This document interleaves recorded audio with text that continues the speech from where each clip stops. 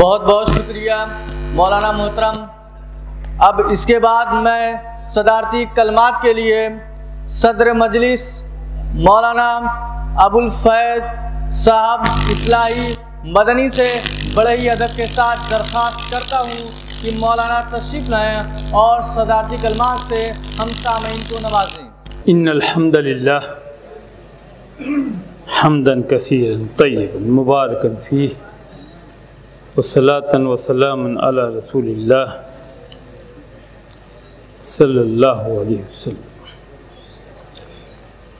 اما بعد، قال اللہ تعالی فی القرآن المجید: اعوذ باللہ من الشیطان الرجیم، بسم اللہ الرحمن الرحیم۔ وَأَطِيعُوا اللَّهَ وَرَسُولَهُ وَلَا تَنَازَعُوا فَتَفْشَلُوا وَتَذْهَبَ رِيحُكُمْ وَاصْبِرُوا إِنَّ اللَّهَ مَعَ الصَّابِرِينَ۔ محترم حاضرین، بزرگوں، نوجوانوں اور بچوں،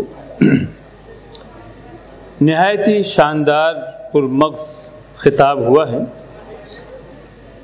سیرت پاک کے پہلو کو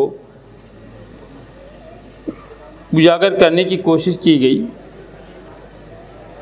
اور بڑی مفید بات جو ہماری زندگی کے لیے نہایت ہی گہرا مایہ تھی پیش کی گئی ہے۔ تعلیم و تربیت پر تو بہت ہی مفید خطاب ہوا ہے، ہمیں اسے اخذ کرنا چاہیے۔ اہم بات یہ ہے کہ ہم اپنے دل و دماغ میں ان باتوں کو اتار لیں اور عمل کا تہیہ کریں، عملی جامہ پہنائیں گے۔ جو کچھ ہم نے سنا ہے اس کو عملی جامہ پہنانے کے لیے ہم بالکل تیار ہو جائیں تو ہماری زندگی کا رخ پلٹ جائے گا، ہمارے حالات کچھ کے کچھ ہو جائیں گے۔ میں آج یہاں صرف ایک پہلو کو اور اجاگر کرنا چاہتا ہوں۔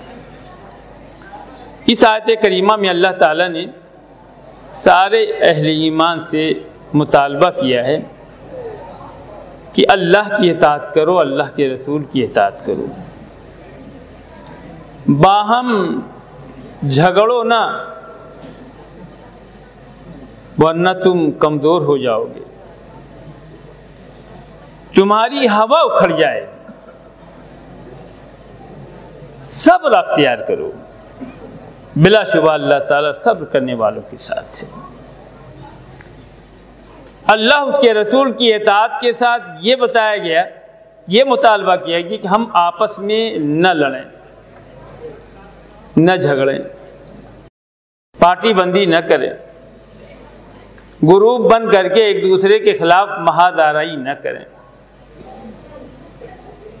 جو ہمارے معاشرے کا خاصہ ہے، لازماً ہم گاؤں کے لوگ دو گروپ میں بڑھ جاتے ہیں، ایک فلاں کا گروپ ہوتا ہے، دوسرا فلاں گروپ ہوتا ہے، لڑائی جھگڑے مختلف قسم کے تنازعات اٹھتے رہتے ہیں، اور ہم اگر کسی پارٹی کے ہیں، کسی گروپ کے ہیں تو ہم اسی کی تائید کریں، چاہے وہ مخالف ہو یا موافق۔ دوسرا حق پر ہو تب بھی ہم اس کی تائید نہیں کریں گے۔ دراصل یہ ہمارے سماج کو گھن کی طرح کھا جانے والی چیز ہے، ہمیں کمزور کر کے رکھ دینے والی چیز ہے۔ اللہ کا دوسری جگہ مطالبہ ہے کہ وَاعْتَصِمُوا بِحَبْلِ اللَّهِ وَلَا تَفَرَّقُوا، اللہ کی رسی کو مضبوطی سے تھام لو، پکڑ لو، آپس میں تفرقہ نہ پیدا کرو، مختلف گروہوں فرقوں میں نہ بٹو۔ آج ہم سیاسی طور پر بھی بٹے ہوئے ہیں ایک بات، دوسرے ہم مختلف جو ہے دینی اعتبار سے بھی بٹے ہوئے ہیں، کوئی کسی پارٹی میں، کوئی کسی جماعت میں، کوئی کسی جماعت میں، کوئی کسی جماعت میں ہے، ایک دوسرے کے لیے بیر رکھتے ہیں۔ دوسروں کے لیے تو ہمارے دل میں محبت ہے، لیکن اپنوں کے لیے نہیں محبت ہے۔ اگر ہم اہل سنت والجماعت کے لوگ ہیں تو ہم جو ہے اہل سنت والجماعت ہی کی تائید کریں گے، حنفی کی تائید نہیں کریں گے، دیوبندیوں کی تائید نہیں کریں گے۔ ان کے تعلق سے ہمارے دل میں کوئی محبت نہیں ہے۔ دراصل یہ ہمارے درمیان جو تفرقہ ہے، آپ جو ہے ہندوستان کے لیبل سے دیکھیے، ہم اپنے گاؤں کے لیول سے بھی دیکھیں، اپنے علاقے کے لیول سے بھی دیکھیں تو یہی تصویر ہمارے سامنے آتی ہے کہ ہم مختلف گروہوں میں بٹے ہوئے ہیں، اور ایک گروہ ادھر جائے گا، دوسرا گروہ یقیناً دوسری طرف جائے گا۔ دراصل یہ ہماری تباہی کا پیش خیمہ ہے۔ اللہ نے ہمیں بتایا ہے کہ تم کمزور ہو جاؤ گے، اور ہم کمزوری کی انتہا کو پہنچ گئے ہیں، چاہے ہم اپنے ملک کے اعتبار سے دیکھیں، چاہے ہم دنیا کے اعتبار سے دیکھ لیں، مسلمان کا کوئی وقار نہیں رہ گیا ہے، مسلمان ممالک کا کوئی وزن نہیں رہ گیا، آپس میں لڑ رہے ہیں، یہ اپنے دشمن کو نہیں پہچانتے۔ یہی حال ہمارا بھی ہے۔ اللہ نے آگاہ کر دیا ہے، قرآن مجید میں آگاہ کر دیا ہے، اس کو مضبوطی سے پکڑنے کا بھی حکم دیا ہے کہ مضبوطی سے اس کو پکڑ کر کے جو راستہ وہ بتائے اسی راستے پہ چلنا ہے تمہیں، تب تمہیں عزت ملے گی، تب تمہیں وقار ملے گا، تب تمہیں سربلندی ملے گی۔ وَأَنْتُمُ الْأَعْلَوْنَ إِن كُنتُم مُؤْمِنِينَ، اللہ کا وعدہ ہے کہ تم ہی سر بلند رہو گے اگر تم مومن ہو۔ اب اللہ تو جھوٹا ہو نہیں سکتا، اللہ کا وعدہ جھوٹا نہیں ہو سکتا۔ اب ہم اپنا جائزہ لیں کہ ہم واقعی مومن ہیں، سر بلندی کہیں نام کی نہیں بلکہ نہایت ہی ذلت و رسوائی کے کھڑ میں پہنچ چکے ہیں۔ وجہ کیا ہے؟ ہم اپنے ایمان کا جائزہ لیں۔ ایمان یہ بھی ہے کہ ہم اپنے آپس میں اتحاد پیدا کریں، یہ بھی ایمان کا تقاضا ہے۔ کچھ لوگ کہتے ہیں، سمجھتے ہیں کہ یہ دنیاوی چیز ہے، اس میں تو ایک دوسرے سے ہم لڑتے جھگڑتے رہیں گے، اس کوئی مسئلہ نہیں، لیکن یہ بھی اللہ کا حکم ہے۔ اللہ ہمیں جس طرح نماز کا حکم دیتا ہے، زکوٰۃ کا حکم دیتا ہے، حج اور روزے کا حکم دیتا ہے، ایسے ہی یہ حکم دے رہا ہے کہ تم اپنے صفوں میں انتشار نہ پیدا کرو، آپس میں اتحاد کر کے رہو، میل محبت کے ساتھ رہو۔ انما المؤمنون اخوہ فاصلحوا بین اخویکم، اللہ تعالیٰ فرماتا ہے یہ اہل ایمان سب آپس میں بھائی بھائی ہیں، اگر ان میں کہیں کوئی تنازع ہو جائے تو اپنے بھائی کے درمیان اصلاح کرو، تنازع کو دور کرو، اختلافات کو ختم کرو، دونوں کو پھر ملا کر کے بھائی بنا دو۔ کیا یہ کام ہم کرتے ہیں؟ بلکہ ہم یہ کرتے ہیں اس کے برخلاف کہ اس کو اور ہوا دیتے ہیں۔ یہ جو تنازع اٹھا یہ قتل و غارت گری پر منتج ہو جاتا ہے۔ صورتحال کتنی سنگین ہے ہمارے سماج کی، اس پہلو سے ہمیں غور کرنا ہوگا۔ اللہ کی ہدایات پر جب تک ہم عمل نہیں کریں گے، صرف نماز اور روزے سے یہ بات بننے والی نہیں ہے۔ نماز روزہ کر لیا، ذکر کر لیا، اور تو ہم جو ہے کامیاب ہوں گے۔ اللہ تعالیٰ کے احکام پر اگر ہم عمل نہیں کریں گے، اس کی ہدایات کے مطابق زندگی نہیں گزاریں گے، تو ہم فلاح نہیں پائیں گے، ہمیں عزت نہیں ملے گی۔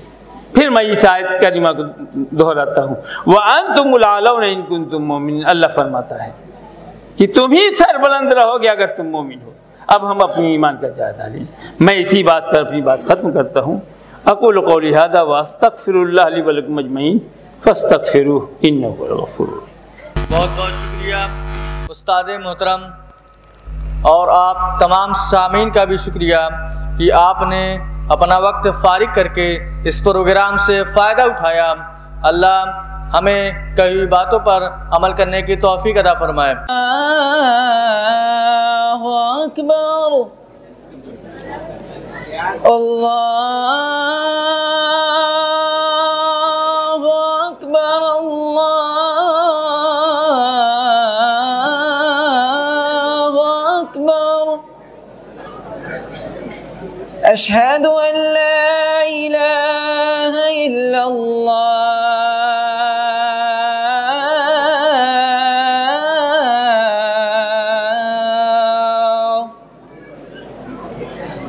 اشہد ان لا الہ الا اللہ،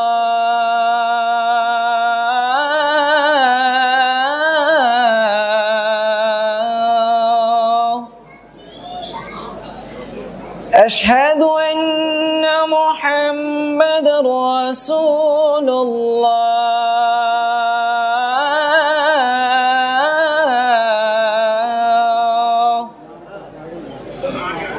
اشہد أشهد أن محمد رسول الله.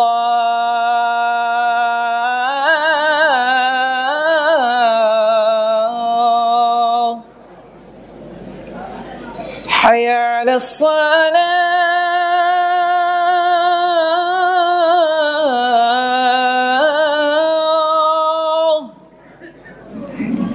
حي على الصلاة.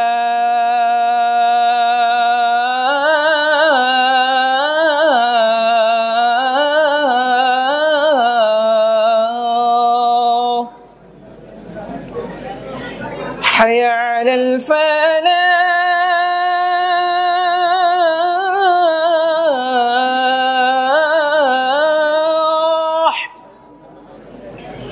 حي على الفلاح.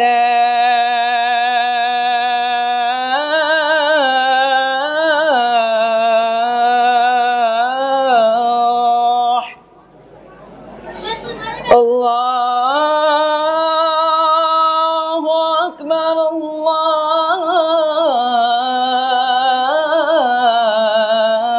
الله أكبر. لا